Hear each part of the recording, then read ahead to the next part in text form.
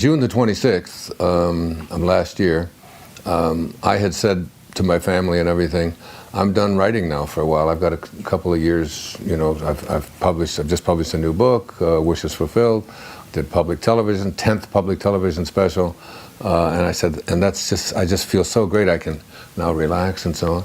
And on June the 27th, the next day, I sat down and started writing. And it just, and I wrote every single day for the next 3 months. My family all came. I have a place on Maui where I do my writing, and they all came. I have 2 places there, and they filled that up.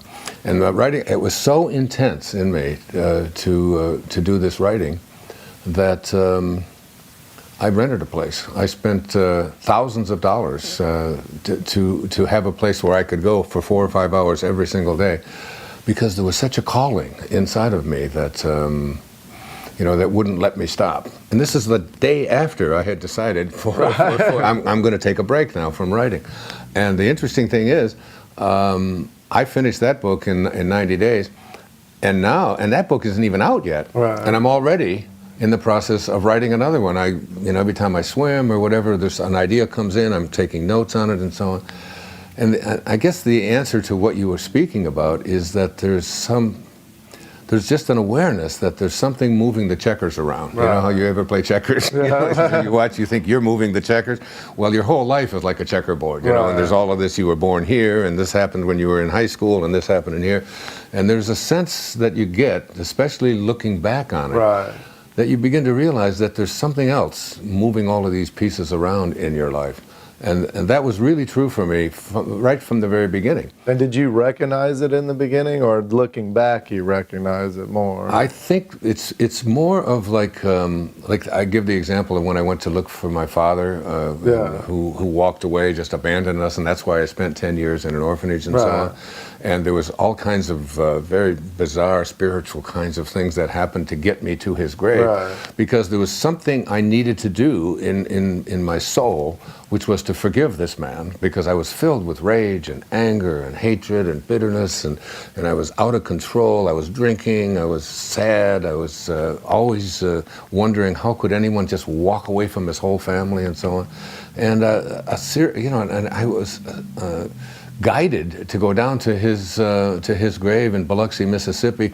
And while it was happening, as you ask, while it was happening, I was given this little business card, and it had the place where he was buried, and I didn't even know where he was buried. And the second that happened, when I was told he's buried on the lot of the Candlelight Inn in Biloxi, Mississippi, and I had a card in my pocket that said Candlelight Inn, Biloxi, Mississippi, from a car that I had rented that day. Now, you asked the question, are you aware of it at the time? At the moment, at the time, you know what my thought was? That's a coincidence. That's kind of interesting. You know, it's like it says Biloxi, and I'm going to Biloxi, and so on. And I didn't think it, and it's the Candlelight Inn, and I put it down. But then when you look back on it, and when you begin to look back on it, and that's what has been good for me now. And what I would suggest and offer to people is the awareness that no matter what it is that is taking place in your life, to be able to look back on it.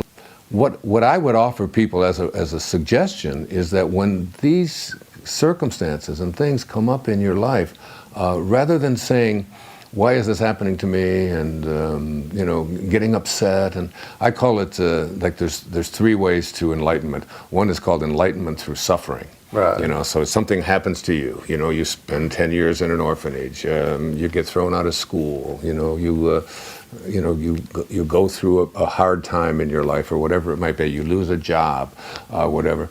And then you go through a long period of time, maybe 10, 12 years, and you look back on it and you say, oh, now I know why I was going through that. But a higher level than suffering is, because you don't get too many 10-year periods. You get 4 or 5 of those, your life's over, you're leaving. Exactly. You know? So you get to a place where when something is happening now, in this moment, no matter what it is, it's what they always say, is like to have a sense of gratitude, not just for not just for all of the nice things and the good people and the people that smell good who show up in your life, but to be in a state of gratitude for everything that is going on in your life. Like right now in my life, I got an issue and a struggle with something in my back. I've been having this difficult. But rather than every day saying, oh, why is this happening? This shouldn't be happening to me, and it's not fair, and how come me? Why do I? You know, it's like, this is another one of those challenges, because I am a teacher who's teaching people about healing. Healing not just their physical body, but healing everything in their life. So that, to me, I just think this is just another gift. It's been handed to me. I'm going to try this, and I'm going to work on that, and I'm going to meditate on it, and the right person will show up, or the right, you know, as long as you stay focused. And then ultimately you get to what I call the third level of enlightenment, which is where you can get out in front of things. You can actually see things coming at you. And rather than have to go through the suffering or even have to go through the struggle in the moment, you can just sort of bypass it.